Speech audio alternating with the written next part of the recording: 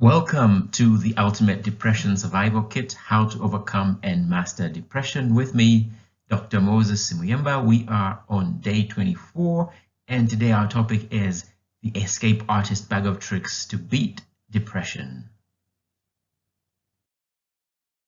We know that environment matters a lot in terms of a lot of things. It matters on so many levels.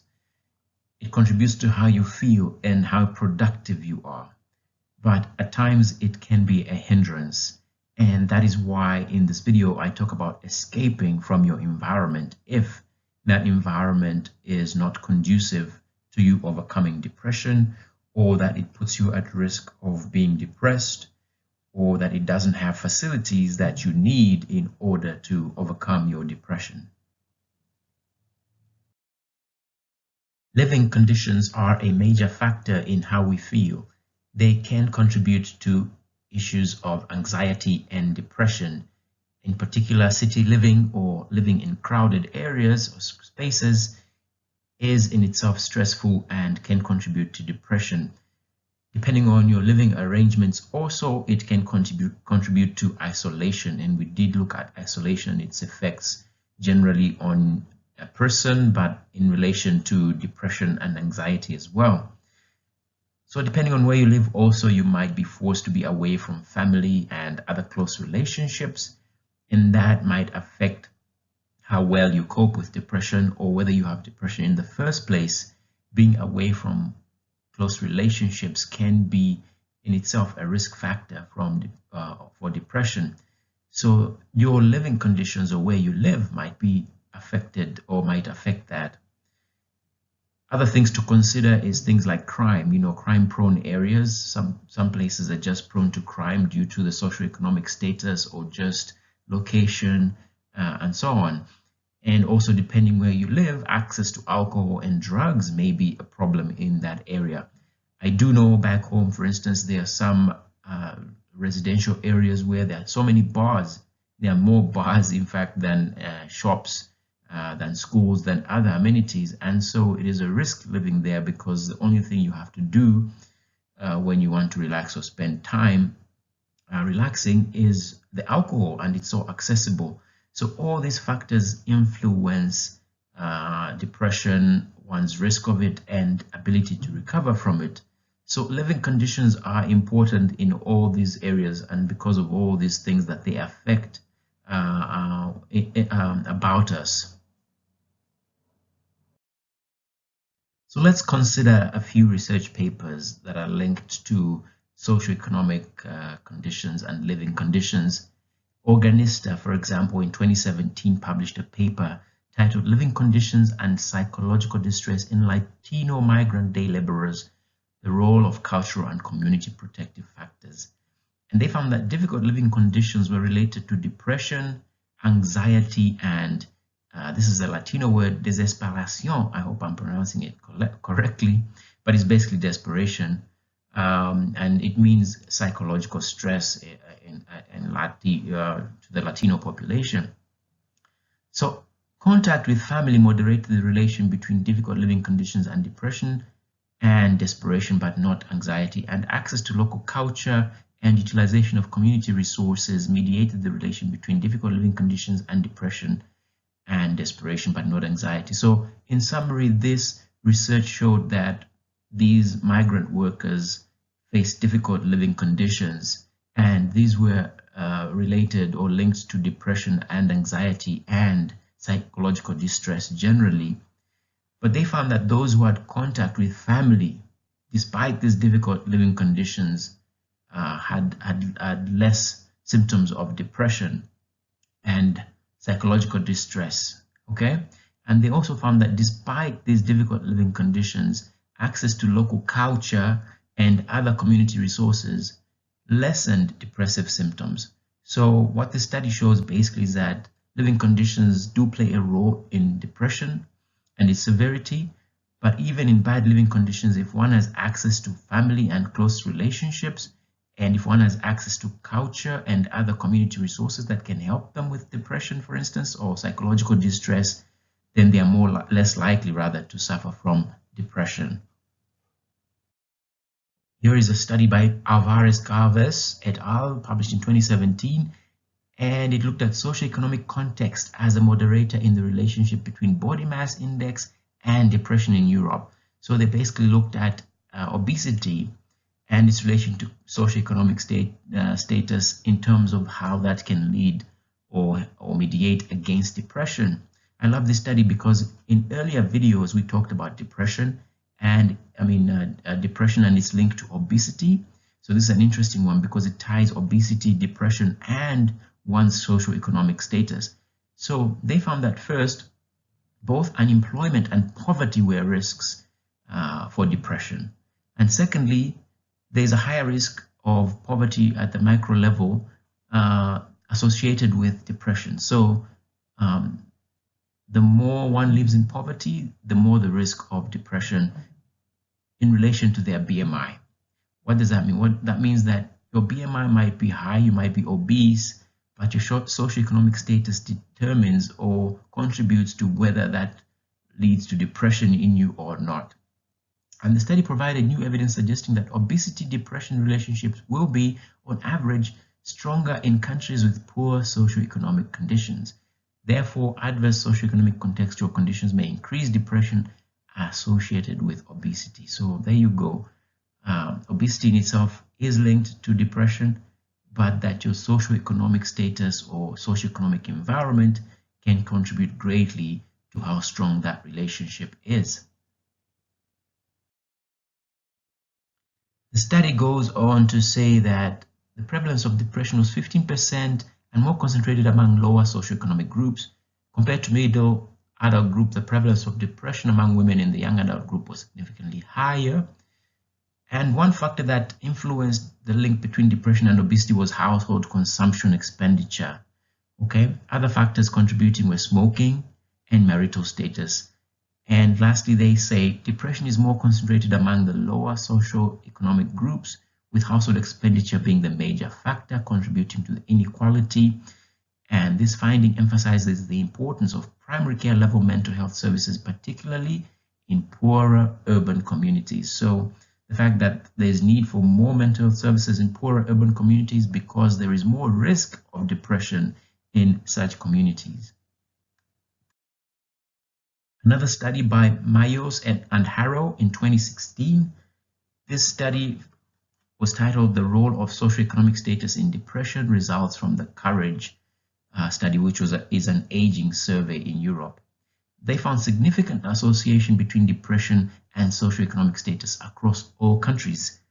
And the odds of depression were significantly decreased for every unit increase in socioeconomic status index for Finland, Poland, and Spain. So in these countries, when your socioeconomic status rose by 1 point, your risk of depression lowered. Okay.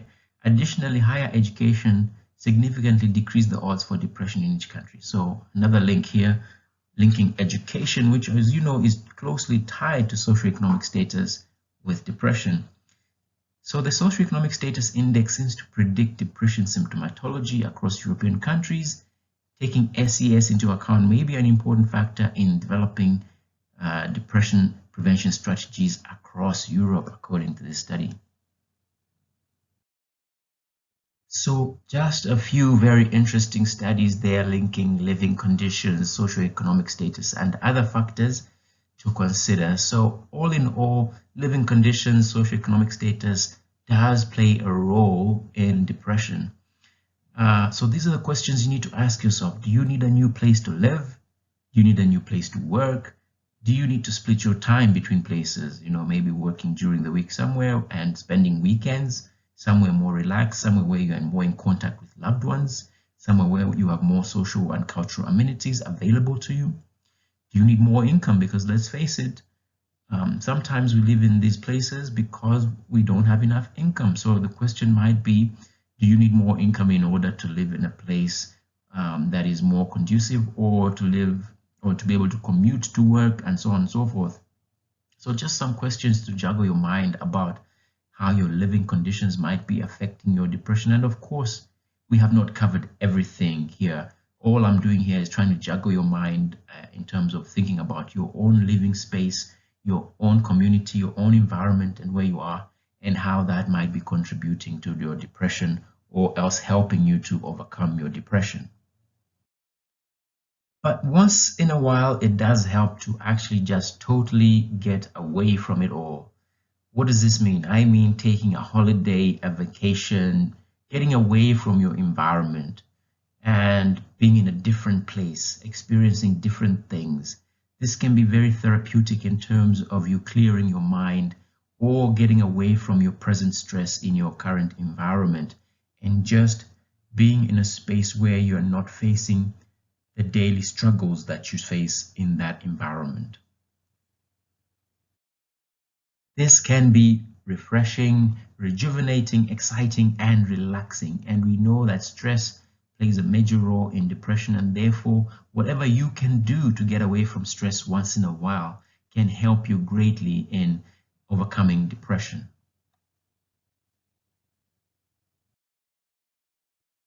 Sometimes you just need to get away from it all and have a new experience. And you just need to go somewhere alone, or it can be with people you love and can have fun with. So it depends on your personality and your preferences. Some people find that vacation time or holiday time is a good time to be alone. Others prefer to be with family and friends and have fun with them. So it just depends on you and your preference. And that is why I keep emphasizing in this program, it all starts with you and understanding yourself well. So plan a holiday or even a weekend away. Save up for it if you must. It is something exciting to look forward to, and it can brighten up your days even before. I found that planning and organizing a holiday can itself be just as much fun as being on the holiday itself. So take your time, plan it, savor it, and just enjoy it. Be in it fully. But whatever you do, make sure that you enjoy both the process of planning as well as the vacation or holiday or time out itself. You can use it to relax and just have fun. You can use it as a time of reflection away from your usual environment, or you can use it for both. Have a bit of fun and set aside some time to reflect, think, journal, think about your progress, areas you need to work on, and so on. But you must remember that holidaying, vacation, a weekend away is not a permanent escape from depression, okay?